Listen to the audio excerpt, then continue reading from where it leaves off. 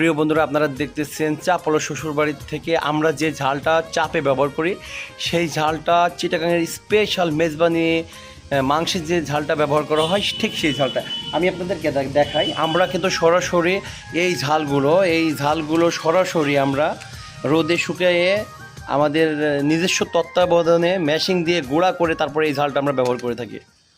আপনারা দেখতেছেন আমি কিন্তু এখন অনেক রোদ্রের ভিতরেই আপনাদের সাথে এই ভিডিওটা করতেছি। আমার সাথেই থাকুন, দেখতে থাকুন।